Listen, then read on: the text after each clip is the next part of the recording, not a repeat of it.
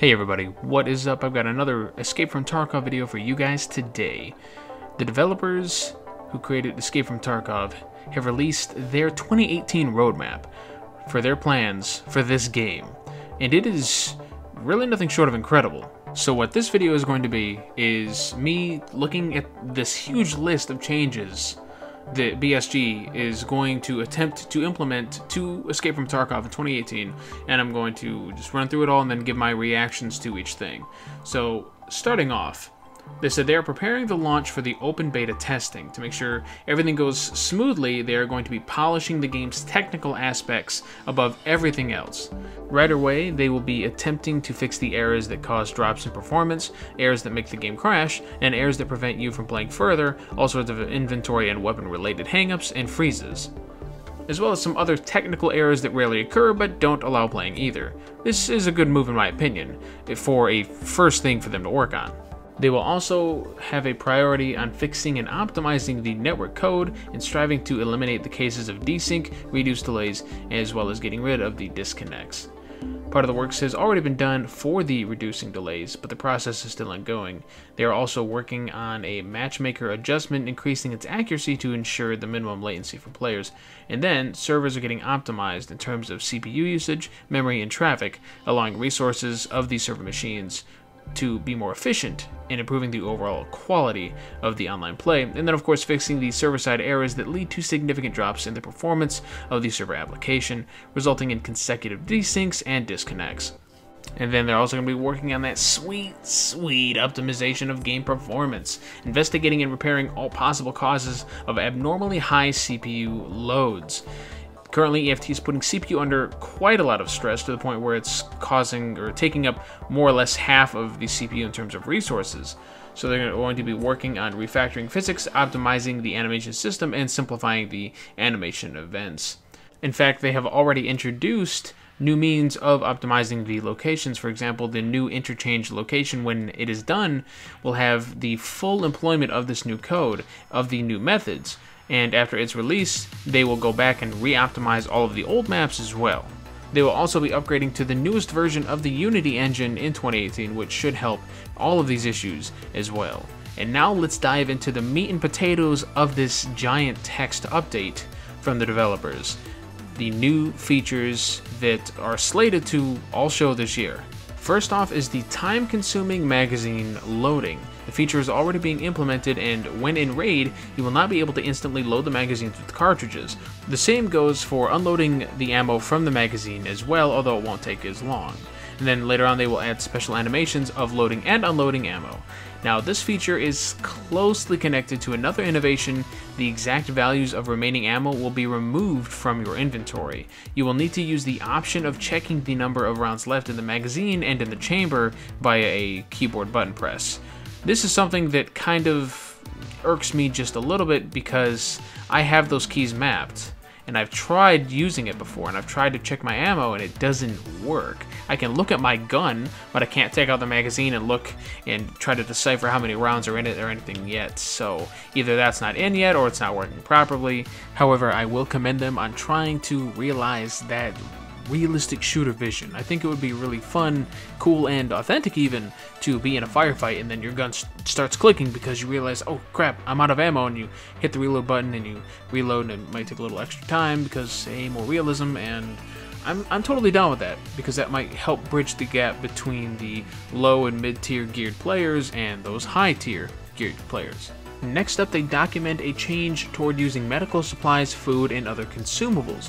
Such items are currently used in the background while you can continue firing, which of course is not really realistic. So in the future they decided that you will not be able to use weapons while getting treatment or eating, which I think is a great decision because right now that's the meta. You pop your most powerful first aid kit that can fit in your toolbar, and then you can just keep firing away while you heal, constantly popping that medkit so you're healing just instantly over time while you're in a firefight. It's massively imbalanced and broken, so that's a genuinely nice change to see. Next off is off-raid treatment and parameters recovery. This is, to them, a very important innovation, which will get rid of a lot of the magical full recovery of health and other parameters after exiting the raid or match. Now, health will have to be improved after the raid, either by waiting a certain time to regenerate or by using medical kits, food, water, etc., etc. And this will be connected to another major feature, the Hideout, which we will get to in a little bit. Following that is the inclusion of smoke grenades. They already have the prepared model, animations, and effect of these smoke grenades themselves, both Western and Soviet/Russian. They will be useful for creating smoke screens in dangerous situations. The smoke is physically adequate and great at filling up indoor premises, according to them at least. Next up past that is the Underbarrel grenade launchers. It's a long-announced feature that turned out to entail a lot of difficulties when added to the game, especially on part of the network logic, so they will be adding that before too long, and that'll be another nice addition. It's always good to have more attachments to your guns that are useful like that. Next up is troubleshooting, dealing with jamming, misalignment, and misfires, as well as ammo quality. The introduction of this feature will make the players, according to them, pay attention to tracking of the ammo quality and weapon state. Who knows, maybe out of the commission AKs will jam dead or even explode in your face, ending the raid prematurely. The feature is also related with weapon overheating. This is something that kind of concerns me a little bit because the lower tiered players, the lower geared guys, even the Scab players, are going to be using majority of these kinds of guns, and it's going to make for a massive difference between those who have proper guns and those who are really scrounging for whatever they can get. It worries me just a little bit. Past that, they will be fine-tuning the medical supplies, stimulants, addiction, as well as overdose and side effects from medicines. So the stimulants will be sold by the therapist and will improve your skills even beyond the maximum level for a limited time. However, there will be side effects as well as some other downsides from maybe popping a bunch of those medkits. Who knows? Next up, we have the ongoing introduction of new skills, in particular faction-specific skills that will be available only to particular PMC characters, so either Bear or USEC. Next up is something I'm personally really excited about, the Scab Leaders. They are now actively adding new PvE enemies, Scab bosses, each with unique appearances, gear, and behavior, and then every such boss will be surrounded by an escort of hardened thugs who will desperately defend their chief. Oh, that sounds amazing, and it sounds like something that might actually give M4 players a run for their money, maybe. And then there's personal quests, personal investigations that immediately uncover the pieces of game plot. Who are the unknown? What the cult is all about? What is the ticket? Why has the fall of Tarkov even started? And what it will lead to. Now this is pretty cool. I like that they're going to focus a little bit on almost a more single-player aspect of the game. Obviously, it's not single-player, but being able to discover more of the background and the lore is appealing to someone like me. Next is the Flea Market, a feature that lets you put your own goods up for sale. It is also related to the handbook. All examined items will be recorded there. Search system that will make it possible, for instance, finding all the sales associated with a AK-74N, and kits, saving customized weapon kits, loadouts, ability to share them and quickly purchase missing parts. That is super cool in my opinion because I love hearing stuff like that that makes it just easier to get those modded guns that you want. And then Voice over IP, the ability to communicate with voice in the raid with positioning and range of hearing. Yes, yes, yes, that's how radios will work later on. Changing the character appearance, a special service provided by traders will allow the change of the appearance of the character's upper and lower body parts. At this point, they have 5 sets of apparel prepared for each faction, and then thanks to that you will have the opportunity to pick the camo more adequate to the particular task, daytime, terrain, and raid. New types of exits from locations. There will be locations with no permanent exits, where you will need to use the flares to enable the extraction, thus attracting attention of everybody in the vicinity.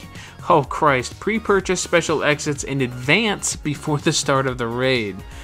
Man, you know, this worries me just a little bit because I hate drawing attention to myself. And using a flare like that, and then having a bunch of geared people with M4s, just, oh man, it's gonna be bad. I'm always gonna be paying for that exit ahead of time, always.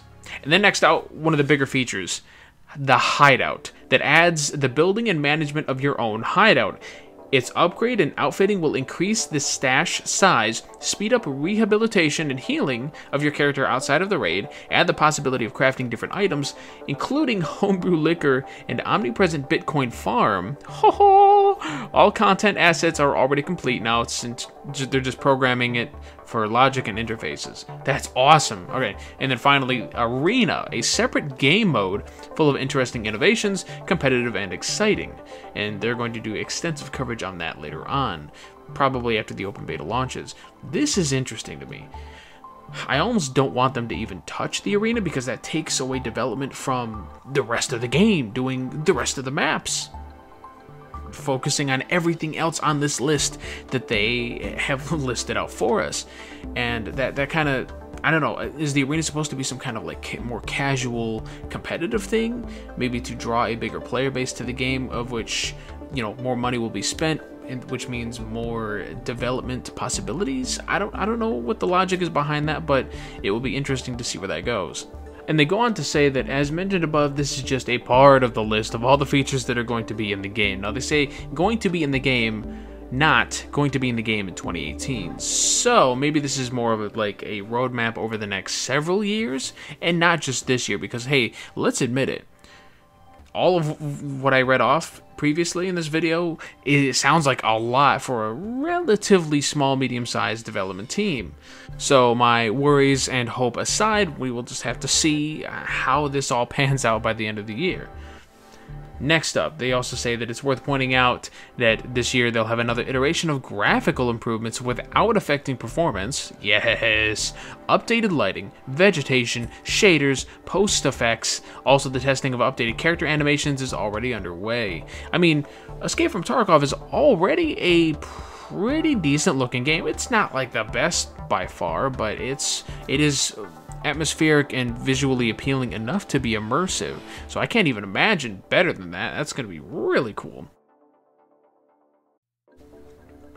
Okay, and so on top of all of that I already talked about, that they listed up above, they're going to be adding new weapons and a load of customizations for items, including functional 2-barrel shotguns and revolvers. New equipment is also going to be included: 10+ helmets, body armor, new tactical vests, other headgear, glasses, balaclavas, I don't know what that is, headsets, and of course new locations. After Intersection, the dilapidated mall is released, they're going to continue with Streets of Tarkov on a parallel track. They'll also start building an indoor location with the same close quarter combat spirit as Factory, the Terror Group Lab, and then this year they are also expecting to finish all the locations necessary to release. Does that mean all the locations that are in game, like listed in game? Because that would be insane. That would be absolutely insane. And they have 10 months to do this. I don't buy it. I don't buy that. Not yet.